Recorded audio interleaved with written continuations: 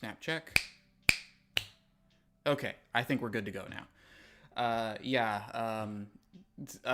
don't know if anyone was. I don't think anyone was here in the chat at all.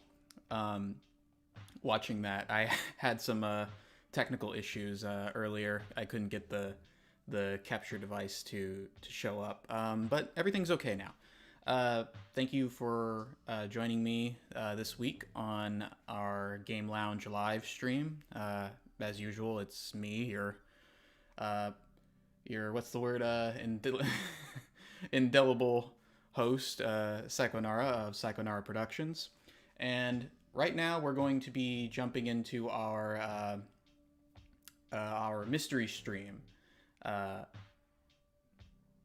on. Let me see. Okay, yeah. Sorry. I'm all paranoid now because everything was going wrong earlier. But yeah, thanks for joining me. It's once again time for our mystery game stream for our Game Lounge Live show tonight. We're playing a little game called Null Drifter.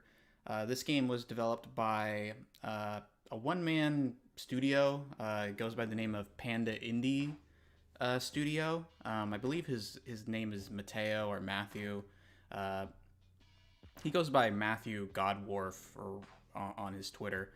But he is an indie developer that tends to focus on making a lot of retro-inspired shoot-'em-ups for modern platforms. This game has been out for quite a few years, though it recently got released again on PlayStation 5. This is the Nintendo Switch version, which came out almost 5 years ago now. I think, or was it? What year was it? Yeah, I got this like in 2020, 2021. So the game itself has been out since 2017, but it keeps getting ported to new platforms. The developer Panda Indie, he is usually known for, or not usually, he's mostly known now for his Project Starship series. And this game is sort of part of the broader universe of that, though it's a standalone game in its own right. But anyhow, let's go ahead and jump right in. We don't really have a whole lot of time left because of the technical problems we had earlier. So I'm not going to be playing this for very long, but there's not a whole lot to it. All right, so first, let's go ahead and play. All right, so it's one of these kinds of games. It's a twin stick shooter. You have a small board here, and it's very plain background, very plain background, very plain sprites. It almost is meant to, it's meant to kind of invoke a like the style of, oops, never did. Yeah, it's one of these kinds of games. It's a sort of a dual twin stick shooter slash roguelike in a lot of ways. Levels are randomly generated, enemies are randomly generated. You have to buy power-ups and all that stuff. Try to make it as long as you can with what power-ups you have, but just keep at it and keep retrying and retrying until you can max out everything and increase your chances of being able to push through a lot of the harder stages. We're not going to buy anything right now. We're just going to go ahead and restart.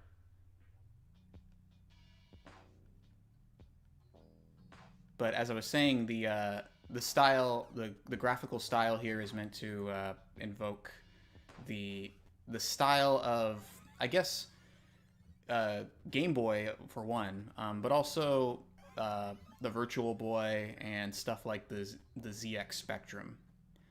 So everything's all the graphic. You eventually unlock more graphical palettes,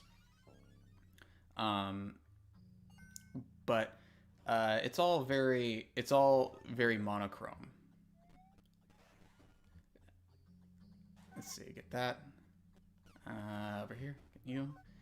one of the cool things about the game, though, too, one of the cool things about its difficulty settings is it tends to adjust itself based on your power-ups. So you want to try to grind for power-ups and everything, just like in any roguelike, RPG or whatever.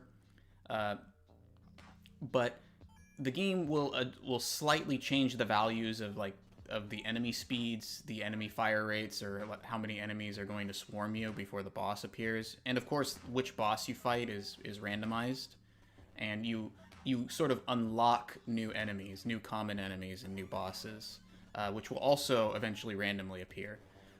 So it tries to find little ways to make it so you feel rewarded for retrying and getting your power-ups, but it's not a simple matter of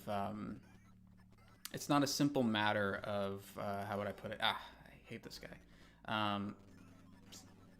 It's not a simple matter of just grinding for money and buying power-ups so you can steamroll through the whole thing.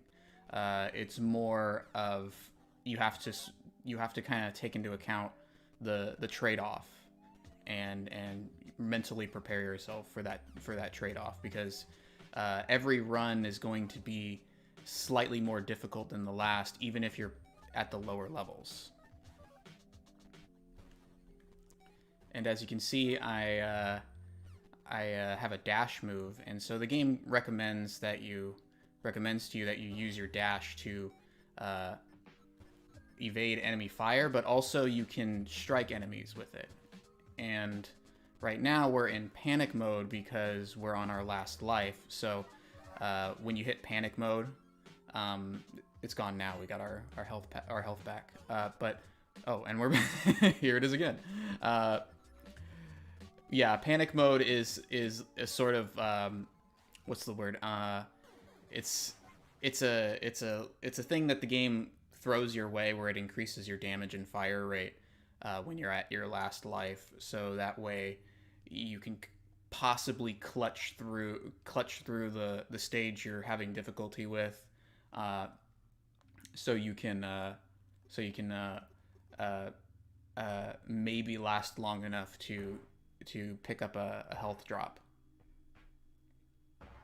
But let's go ahead and keep trying without any upgrades, because I want to show off how more or less the quote-unquote default difficulty is here. You can see also there's a lot of screen shaking. I like the screen shaking because it adds a lot of impact, and it actually kind of makes the game a little harder, but because it's shaking and you get disoriented and you sometimes lose track of where you are. But you can turn the screen shaking off in the options menu if you are having a problem with it. Okay, so just gotta take it slow here. There we go, got it. So you have a cooldown for your dash, and you have this brief invincibility period. Take care of you, and go ahead and take care of you. Take care of you. You too. So yeah, be sure to learn how to use your dash. It'll save you in a pinch. So over here. Oh, it's you again. Right now, I don't think we've unlocked too many of the other bosses. Some of the other bosses are... this guy I don't really have too much of an issue with, at least not on this level. He's like level 2 and more or less... It's like you have level 2 difficulty, and then you have level 2 2.5 difficulty based on what power-ups you've bought. And of course, if you want to start off with a clean slate, you can always erase your data and just start over from the beginning. If you want to keep trying to see how well you can do it without buying any power-ups.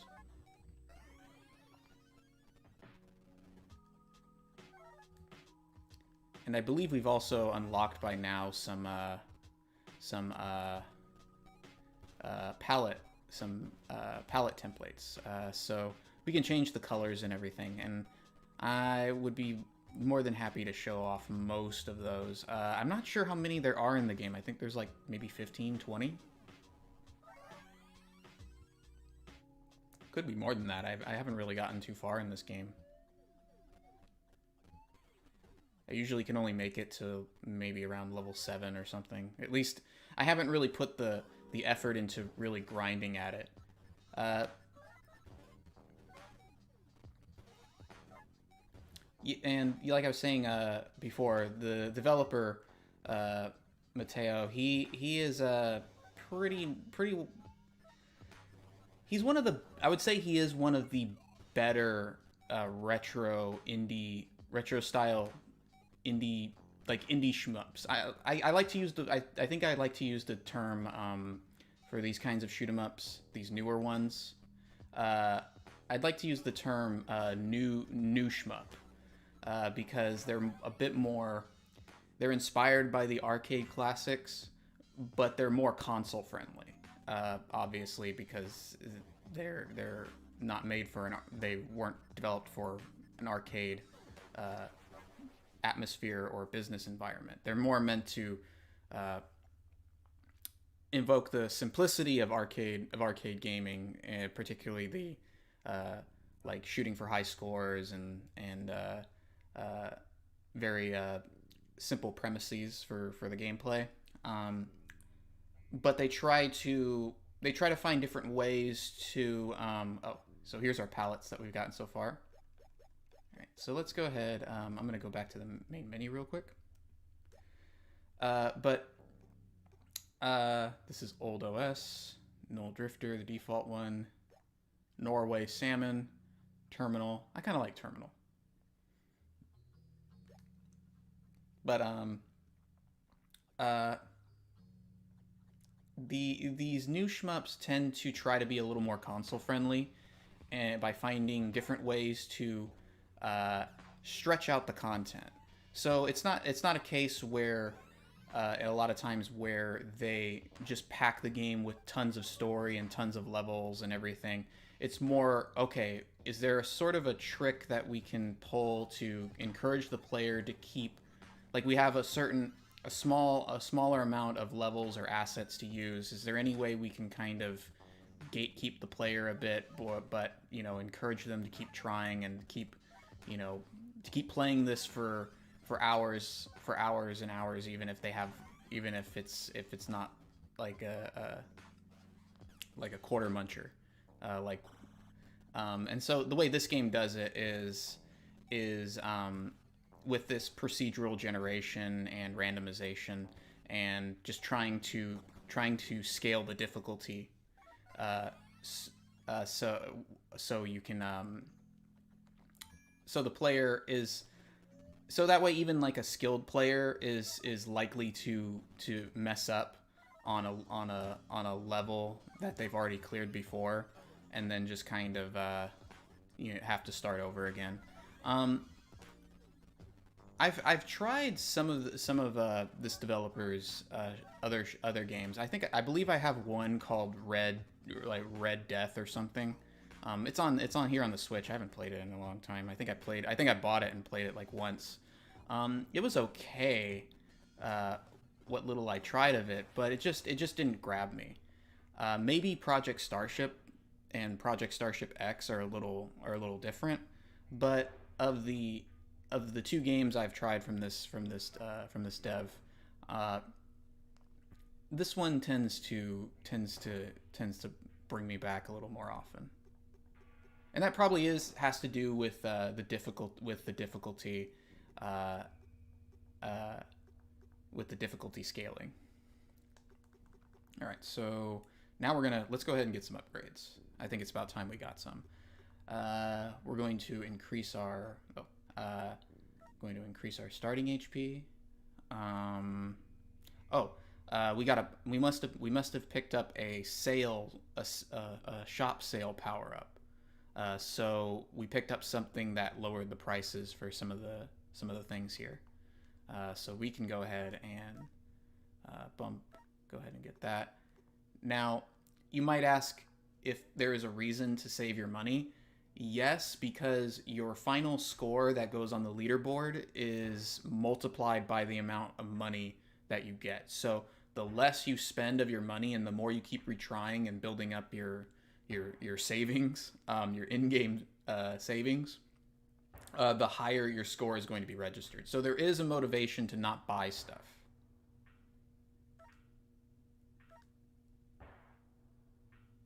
At least initially. So right now we've maxed this out.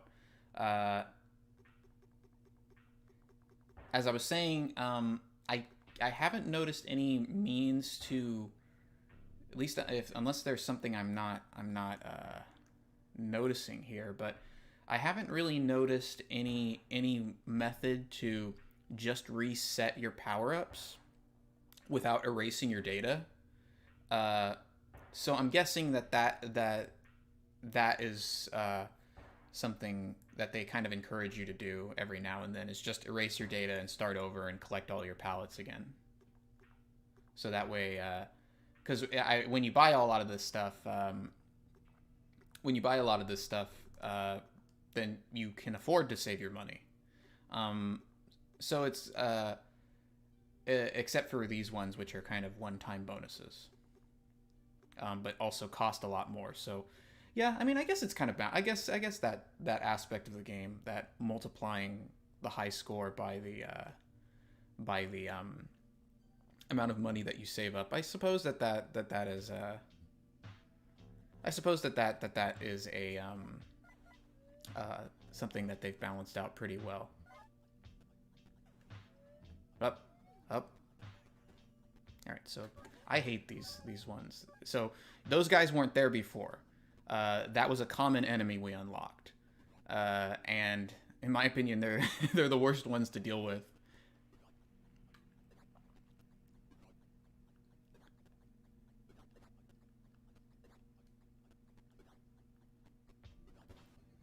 Yeah, and that's actually kind of a cool thing too. The idea of unlocking new enemies, and having those enemies show up even earlier than you might have seen them initially, and giving you a hard time even on the lower levels. I think that's an interesting thing to try to pull off. I'm not sure if I can think of very many other games that have done that. I think with a lot of this randomization and procedural generation stuff in a lot of indie games in particular, there's a tendency to use it as a bit too much of a crutch.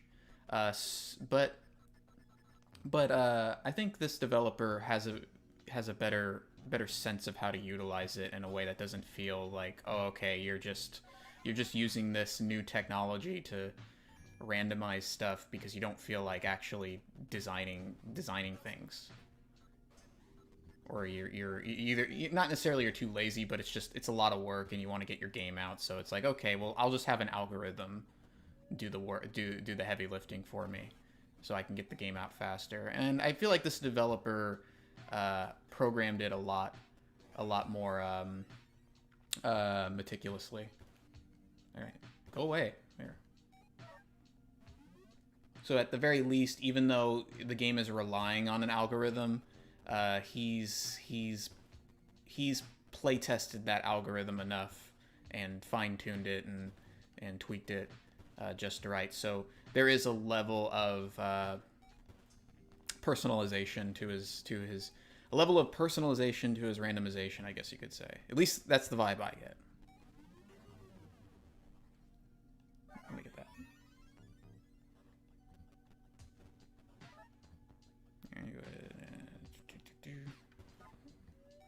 Oh, ah, crap. Yeah, it's better to try to get those guys before they explode. They'll usually go down with a single dash, so go ahead and use your dash if you can.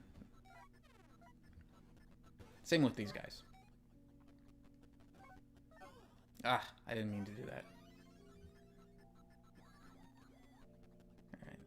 Did I unlock this boss already, or is this the first time he's appeared?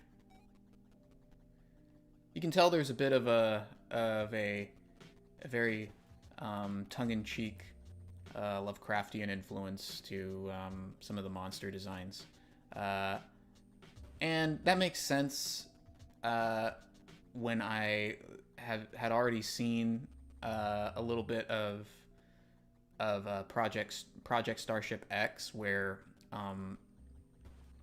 like the main villain is a character called Swag Thulu. uh, and so it seems that this developer likes his H.P. Lovecraft references, and he likes them to be a little more lighthearted and memey sometimes. And that was kind of part of the reason why I wasn't too attracted to Project Starship X. I mean, I have it on my wish list, but I haven't bought it. It was just because I've seen so much of that treatment of Lovecraft where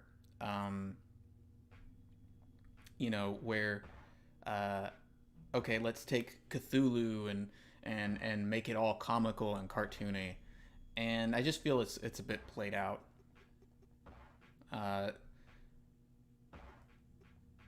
So I mean, when I looked at Project Starship X, I was kind of like, the game looks cool, but I just this whole funny Reddit take on Cthulhu here is kind of making me a little nervous about it. So I'll put it in the wish list and keep an eye on it for a while, and maybe eventually I'll pick it up during a sale. But this game, it has a little bit of that comical Lovecraftianism, but it's nothing too, the whole game the game itself is a bit mellow overall. It's meant to be a very relaxing game. Well, I mean, I guess not very relaxed. Maybe relaxing isn't the word, but you're supposed to try at it, but you're also supposed to let's go ahead and go with old OS. Like, it's supposed to be difficult, but as you can tell from the soundtrack, this really lo-fi breakbeat and lo-fi hip-hop kind of soundtrack, you're kind of it feels like a game that you're supposed to that you can kind of sit back in your bed or in your recliner and put in like half an hour or so trying to see how far you can get. But it doesn't feel shallow as far as its difficulty goes, because it doesn't feel shallow because of that.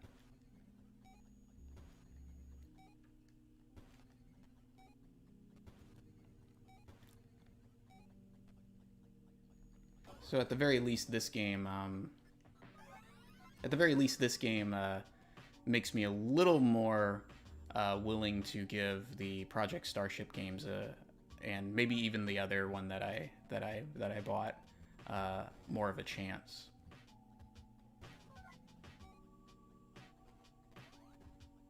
But based on the other one that I played, it feels because I think the red something or whatever it was called, I think both it and I think both it and this game didn't come out too far apart.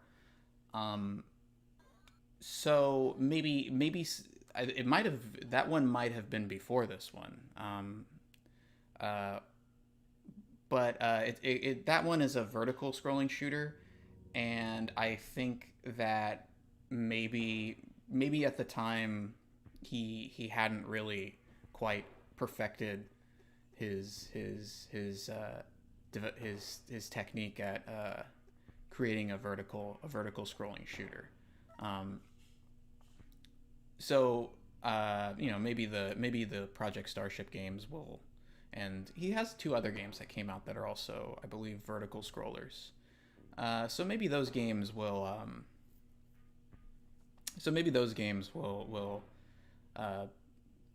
feel a little more what's the word? Feel a little more refined. Let's go ahead and bump this damage up, and I'll go ahead and increase the HP. Let's restart. Let's try this again.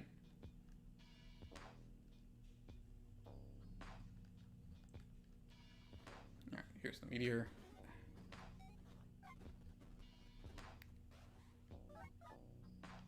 Like that.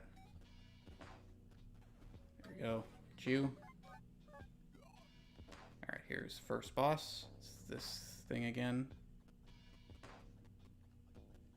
All right, I think I got a feel of his pattern right now.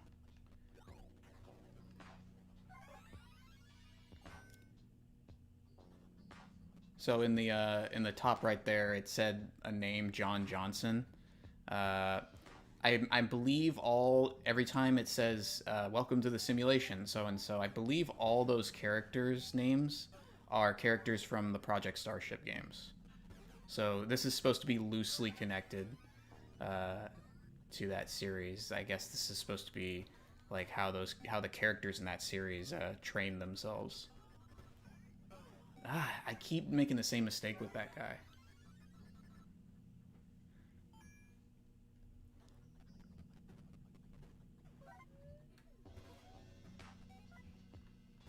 Alright, got you. There we go.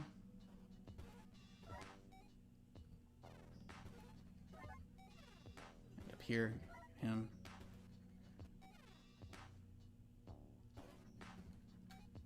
Just got to remember the golden rule of shoot 'em ups. Focus not on getting high scores, but focus on surviving first.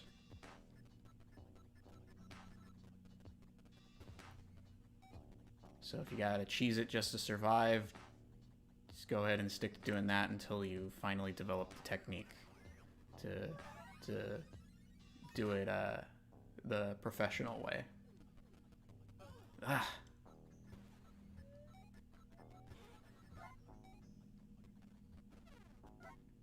Alright, get you. That. Dang it. There.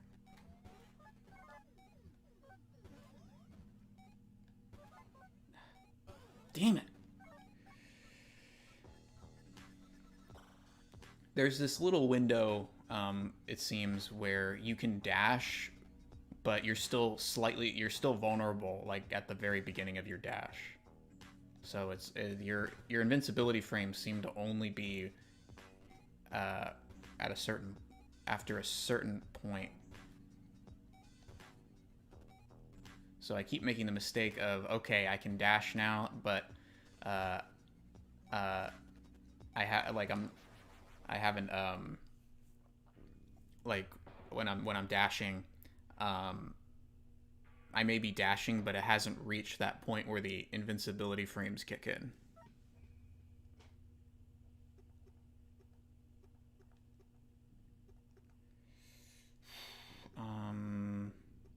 Let's go ahead and use this one.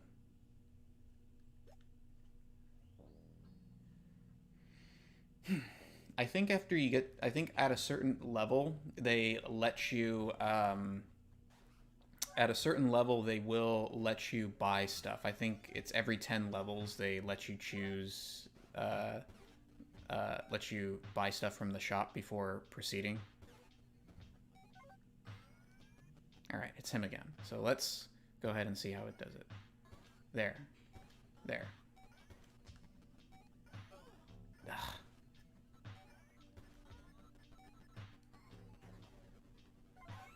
Well, that was better than last time.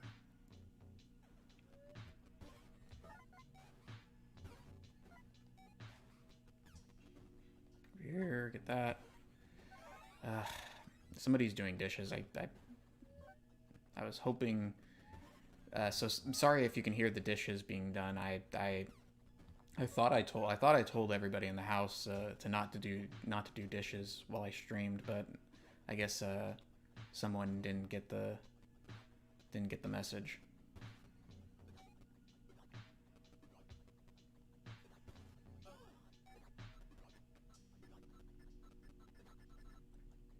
I have a lot of problems, I guess, with the audio department. I don't know why. Like audio seems so difficult for me to get to fix. It's always something with the audio. the playback is not right. The audio levels are unbalanced. The microphone isn't working, or the microphone is working, but it's working too well, and it's picking up what the neighbors are saying 3 houses down, something like that. So I mean, it's just a pain in the neck when I really just want the microphone and everything to just work.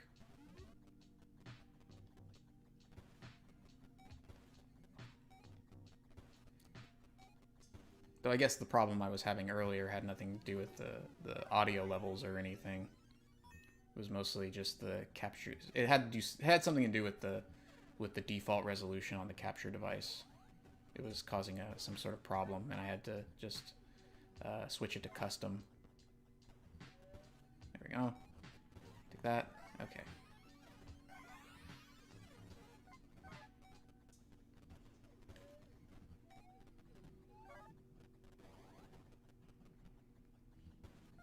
Like that. Get you. All right.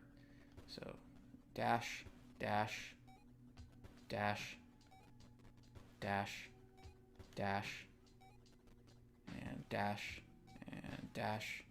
Ah. Dash, dash, dash. There. All right. I think we finally beat our high score for this particular stream. There, got him. Ah, crap.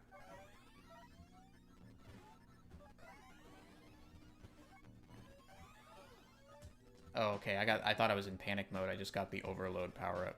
So now I just have, like, you know, I have super power. Playing with super power. There you go.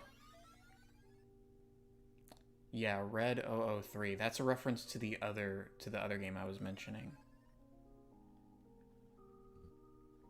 It's just been I mean, it wasn't a terrible game or anything. It was just it just didn't grab me as much as I had hoped when I gave it a try, and so I left it. It's been sitting in my game list here on the Switch forever, and I just have forgotten the name of it because it's so far down my recently played games list. There's a few games that I've bought too that I bought for $20 to $60 that I've never played, that are just buried in my Switch game library, or buried in my Steam library. There's a few games. I don't know. I think I've tried most of the games, a good chunk of the games, on my Xbox. I mean, I have that problem with. I think that's just a problem with modern platforms in general. Just the games are so cheap, and you just buy stuff up, and you don't even play them. You just have them sit in your library for a while until you finally remember that they exist.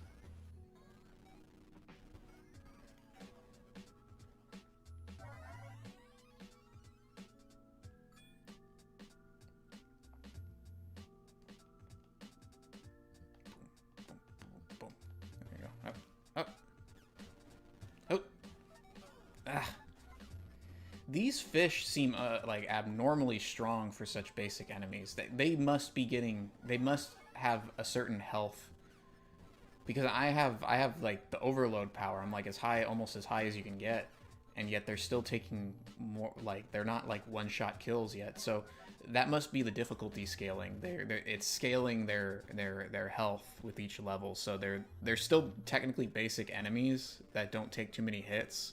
But it seems that the game is making sure that no matter what level you're on or what your power-ups are, they always will need to take somewhere like two to four hits to actually go down.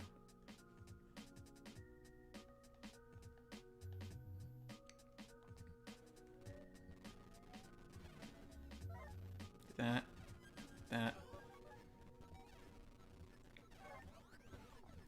Come on. Oh. Same problem with the dashing again. Alright, panic mode. Give me that. Come on. Alright. So maybe it was. I do seem to remember going to the shop without dying. Maybe I'm mistaken. Yeah, you can't pause and go to the shop or anything. Okay, got you. Got you. Got you. Ah, damn it. I think those have gotten stronger as well.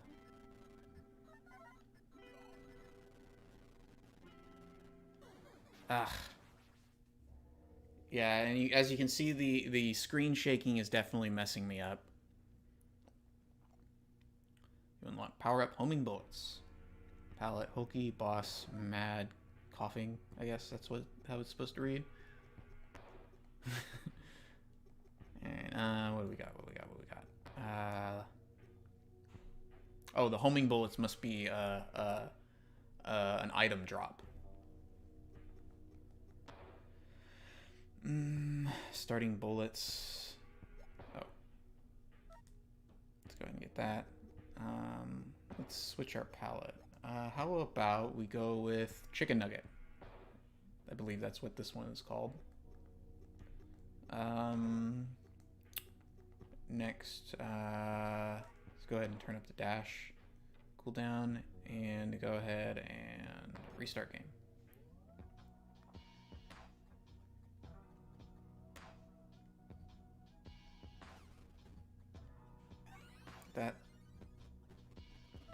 That.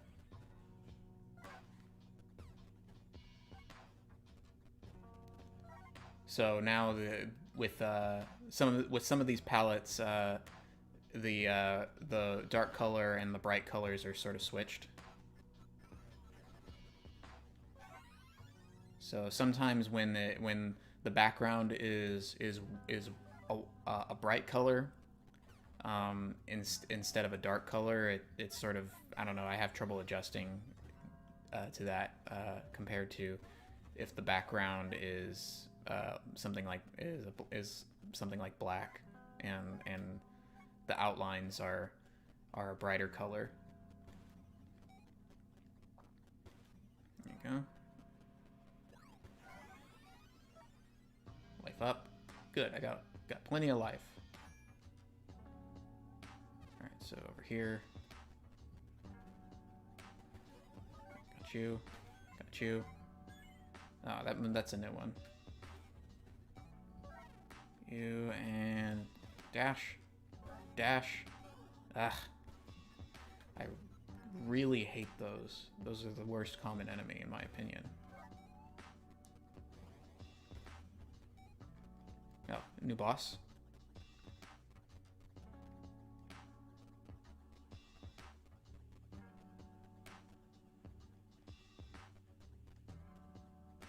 Like that. Alright, I think I got him. Yep. Play smart, not hard. Dash. Ah.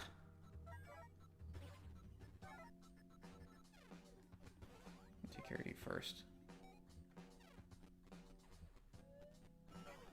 Ah. Alright, got the shotgun power up. I swear, it's like I think I'm right there where I need to be to get a good hit with the dash, and I'm just way off. Just don't seem to have a good sense of where I am on the board.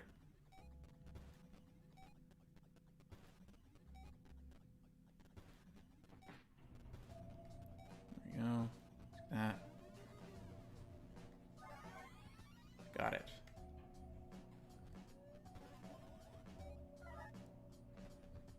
Dash. You kind of have to try to stay more or less in the center most of the time, so that way things like that don't hit you. There's enemies obviously are coming from off screen, but there's just crap. Where am I on here? There.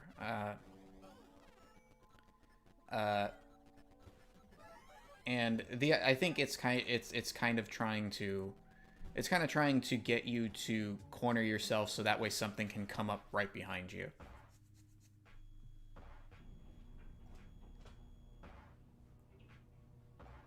So ideally, you would want to try to stay somewhere in the center area where you still have enough room to get out of the way of enemy bullets, but where you're not close, you're not in danger of something coming up from off screen and colliding with you. And okay, I'm gonna go ahead and gain more bonus. Let's go ahead and get the double coins and restart game. Now for the high score, I think I'm not entirely sure if it only counts the coins that you get when you're playing, or if it's counting the coins that you've collected. I think I might have been mistaken, and maybe it might be the case that the coins that count towards your score are the coins that you have in the right hand corner right now. That you collect while playing. But like I said, I do seem to remember you being able to that's really throwing me off there. I do seem to recall being able to purchase stuff without having to die first. I think, but I'm not sure what level it is that it starts to do that. Maybe I'm mistaken about that too. I don't really play this game all that often. I kind of just needed something for this week's mystery game, and I didn't feel like spending money on a new game and having to practice it. I'm fairly familiar enough with this game already that I knew, okay, yeah, I can get like 30 minutes to an hour of out of this game for a little one shot. I'm still trying to get back in the swing of streaming and everything. It's just, I don't. The thing for me is just to not get discouraged because I'm small time. I keep making the same mistake with the dash. It's always the same. I am pressing it, and you can see me pressing it. I just pressed it too late. Yep, and I pressed it again. Too late. But yeah, the trick for me is just not to get discouraged. I don't really have much of a viewer base at all. I try to, I invite my friends and ask them to show up if they can. But that's all I can really do. Unless I can make a video or something that'll go get some attention. I guess I could go to Twitch, but I don't really like Twitch. I don't like the environment of Twitch very much. For all the problems that YouTube has, I much prefer to deal with YouTube than deal with Twitch. So I mean, I suppose I could, if for streaming at least, it'd be easier to get it'd be easier to get a higher number of viewers on Twitch, maybe. But on YouTube, you kind of have to be doing, if you're going to be streaming on YouTube, you have to be also doing other content on YouTube and kind of redirecting people back to that content. From my experience, that seems to be the most effective way. Actually, hold on. I'm going to go back to the menu. I don't want this palette anymore. Let's try the Game Boy. But yeah. So I mean, I'm just trying to stream more consistently and also get some of my videos done. And I've been doing okay. I've been doing okay for the last month or so on that.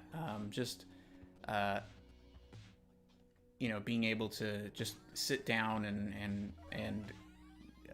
chip away at a video project that I've had on a video project or two that I've had on the drawing board for a while, and just just finding the just finding the energy to just keep, you know, it's you have to find the energy to keep rolling the dice, because you'll put a lot of work into a video, you'll do everything right that you have to do to potentially maximize, you know, your views or the exposure that it gets, but you're kind of at the mercy of things beyond your control. And so it's just a matter of, okay, at the very least, do I feel satisfied that I did my best here? And I think eventually, as long as you you keep that attitude, you know, something, you know, things have to pay off.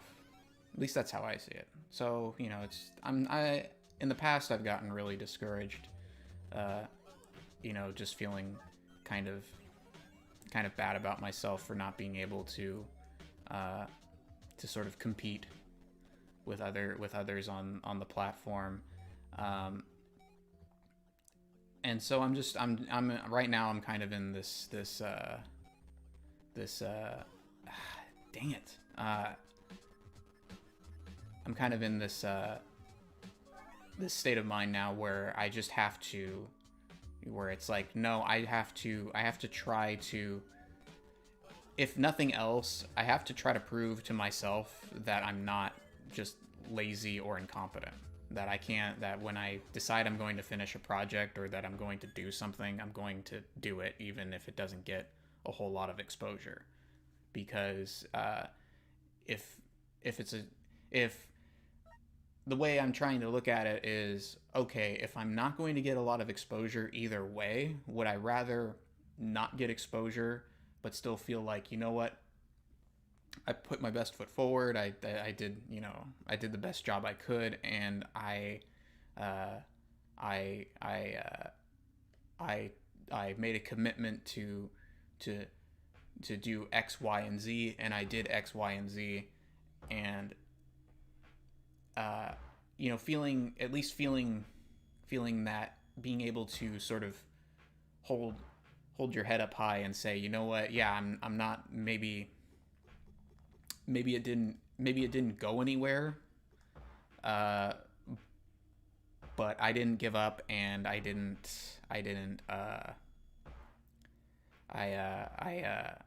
you know, you have a certain, you know, you have like you still have a certain pride in the effort that you put in.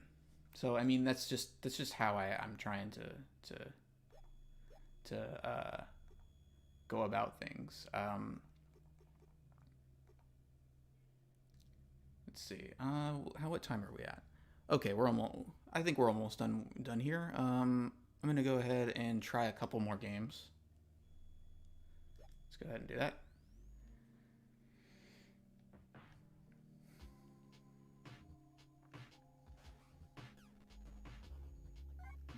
But, you know, you have to think about stuff like that sometimes. You have to think, okay, would you rather be, you know, quote unquote, be a failure, so to speak, but still know that, but still know that everything you set out to do, you actually like did it, or would you rather be a quote unquote failure, but also just be like a lazy ass who was all talk and no action, you know?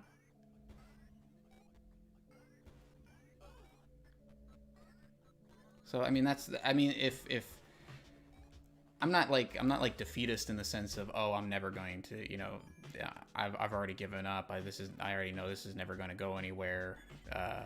You know, I already know I'm never going to be able to keep up, blah, blah, blah, blah. It's not like that. It's just that you have to, you know, you have to sort of take into account all the possibilities, even the bad possibilities, and just try to find, okay, what's the silver lining here? You know, is there a way that, okay, if the worst happens, is there a way to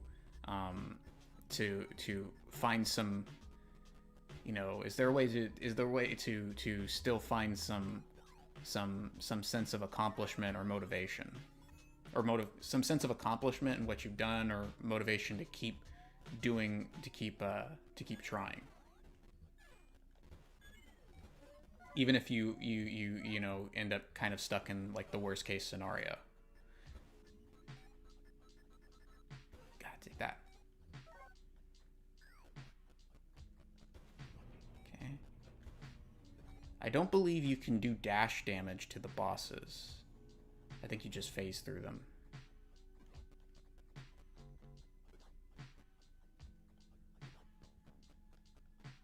Alright. Chip away at you.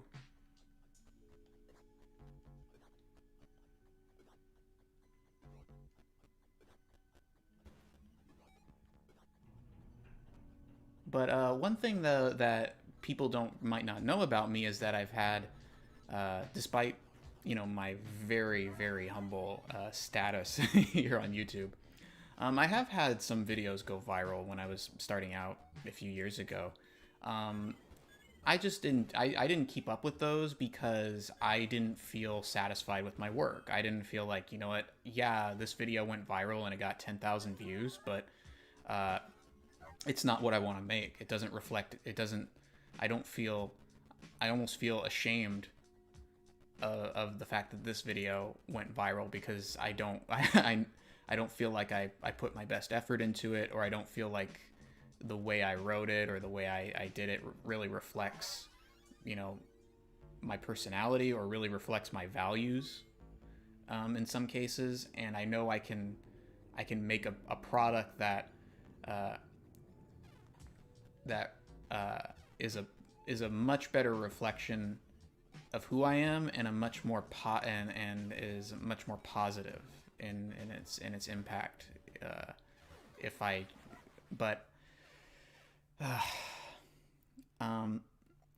You know, and so some people might say, well, okay, you had an opportunity to go big and be a, you know, a big angry commenter or something, and you didn't take it, so you have nobody to blame but yourself. And it's like, yeah, but I mean, it's one of those things where I have to it's one of those situations where I sort of have to weigh the scales a bit and decide, okay, would I rather be popular but feel like I'm like a phony, just, you know, doing what'll get clicks, or what'll create controversy or something, or am I willing to take a hit in the popularity department while still being able to feel like, yeah, I'm making stuff that I feel more proud of. Just like how I was saying, just like how I was saying, you might feel like you're in a situation where, well, I'm damned if I do and I'm damned if I don't. I'm just a failure. Well, would you rather be a failure yet still feel like, you know, proud of what you've done, even if it didn't get a whole lot of attention, or would you rather just be a failure but also be just a slacker who doesn't even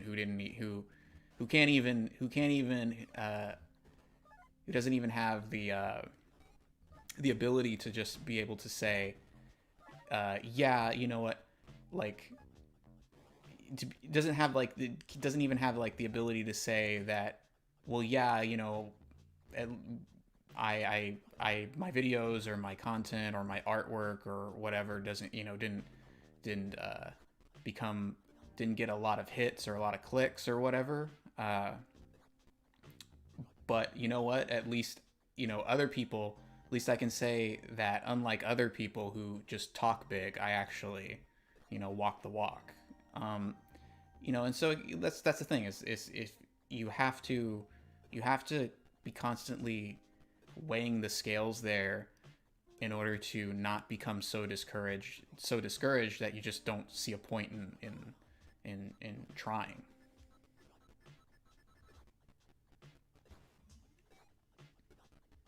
You always have to either hold out hope that, you know, something's going to work out and that all your efforts are going to be rewarded, or you have to just at least feel like the effort itself is the reward in some sense, at least for you. At least, you know, on a personal, individual level.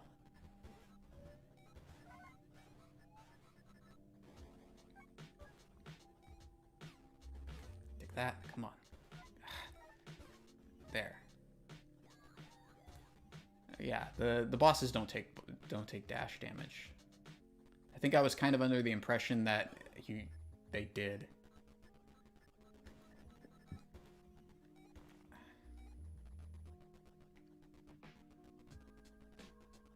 Okay, where is the hitbox on my thing? Give me that.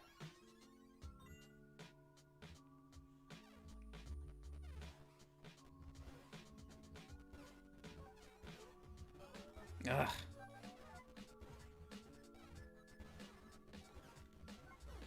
Damn it.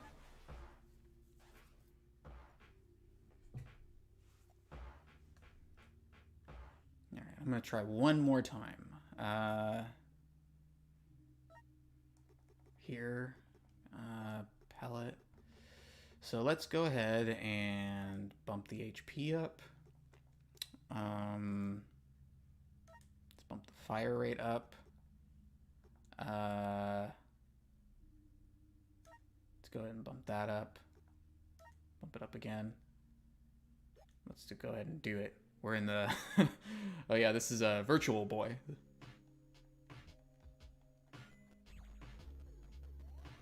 Man, I remember... I actually remember trying out a Virtual Boy one time at a game store. One of the local game stores that used to sell like everything when I was younger, and they always had the used consoles. And back then, you could probably buy a used Virtual Boy back in early 2000s, right after everything was, you know, after it was long obsolete. You could probably buy a used Virtual Boy for maybe $40. You know, nobody wanted those things, but the game store that we used to go to would rent out. They would rent out consoles, but they also would let you pay a certain amount of money to try any game and any consoles in the store for a certain amount of time. It was sort of like you would go there, you could go there to rent video games, but you could also just sit there, pay a fee just to hang out and you know, try out any and everything in the store for as long as you just kept paying. So they almost had like a, you know, they had a bit of an arcade kind of deal. And I think a lot of independent game stores do still do that. At least some of the ones that I've been to around here that are still around, and you know, sell a lot of used games and consoles and other quote unquote nerd merchandise. But I remember trying out a Virtual Boy one time when we were renting a few hours of the store, of the store's time. What am I doing? Yeah, I think I keep making the mistake of, again, it's the dash. I keep doing the dash wrong. I'm gonna try again. But just to finish my thought there. But I remember trying out a Virtual Boy there, and I actually had a lot of fun with some of the games that were on it. I think I played like two. It was the tennis game, the Mario tennis game, and I think it might have been the Wario game. But I thought those games were fine. Those were probably the only two games worth playing on the thing, though. But I mean, the Virtual Boy was, I wouldn't say it was ahead of its time. There was another system. There were a couple systems at the time that were doing that faux virtual reality thing, where it was quote unquote the virtual whatever, but it was just like a visor that you put on your face, and it just shows a screen. It wasn't anything, because technology back then was, when it came to computer graphics, and video game graphics was advancing. There was, like, every generation there was a new leap forward, and so there was a tendency to feel like, oh yeah, virtual reality is the next step, the next natural progressive step. And so everybody, but the technology wasn't there yet, so everybody wanted to pretend for a moment that they had developed the first stages of it. The first stages of what would become just like the cyberpunk sci-fi movies. And it never really worked out. The Virtual Boy was a disaster. It was probably the most well-known one, but there were a few consoles that tried the same thing. I remember one, I forget the name of it, but there was one console that I thought it was a Virtual Boy when I was a kid. I thought it was a different version of the Virtual Boy, but it was actually a separate thing, and I think maybe Tiger developed it. But it was a visor. It was like a visor eye patch that you wore over one eye. I believe some games came out for it that were pretty well known, like certain ports. But yeah, that was another one. There were at least 3 or 4 of those kinds of consoles, the Virtual Boy included.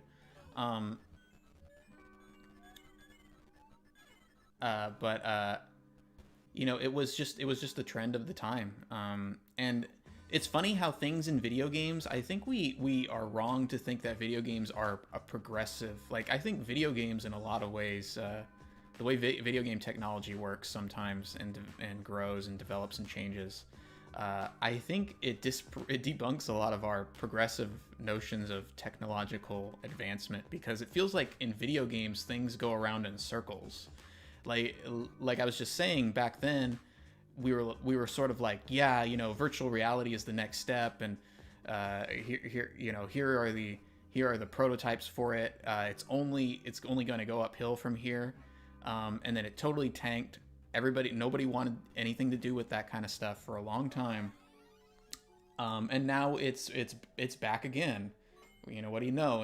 In the late 2010s, it came back again, and I mean, it's a bit better. Obviously it's better now, but I would say it still hasn't. It didn't quite create the revolution that people expected. People are still playing games in the normal way with controllers and keyboards and just normal screens. It's virtual reality is sort of in its VR. Current VR is more viable than VR of the faux VR of the Virtual Boy era. And so I think it's going to stick around, but it hasn't really replaced other forms. It's just created its own niche. So I don't know. Video game technology is interesting like that. Things go around in circles. Things tank. Ideas tank. They stay dormant for a while, then they make a comeback, and then people think, okay, here's now it's finally time for the revolution. And it turns out, well, no. I mean, things are it's a little better than it was before, but it's not taking everything by storm and just changing how everything works. It's just creating a new corner for itself. That's just a little more viable than some of its predecessors might have been. But yeah. Anyhow, I think it's about time for us to go ahead and leave Null Drifter behind, and go to our main game of the evening, just because I'm going to be needing as much time as possible to finish that one. But yeah, if you liked this game, if you liked what you saw, go ahead and give it a purchase. I think like I said, I haven't played too many of this guy's games. He seems to Panda Indie Studios seems to be developing a good sense of how to make console-friendly indie shoot-'em-ups. But, of the ones I've played, of the 2 of his games that I've played, this one was the better one. But maybe in the future I'll try out his whole catalog. There have been some indie devs that I've pretty much bought all their games on sale, and more or less enjoyed most of them decently enough. So I mean, maybe the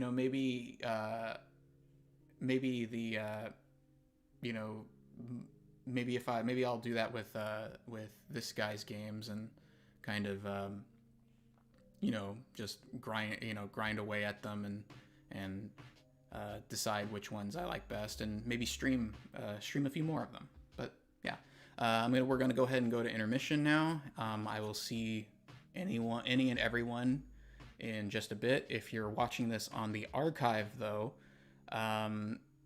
chances are the archive of this stream with just a few minor edits will be up on Sunday, this coming Sunday, and the archive of our main game of the evening will be up either Wednesday or Thursday. So go ahead and leave a like, comment, whatever, blah blah blah, smash that like button, etc., etc., and I'll see you next time.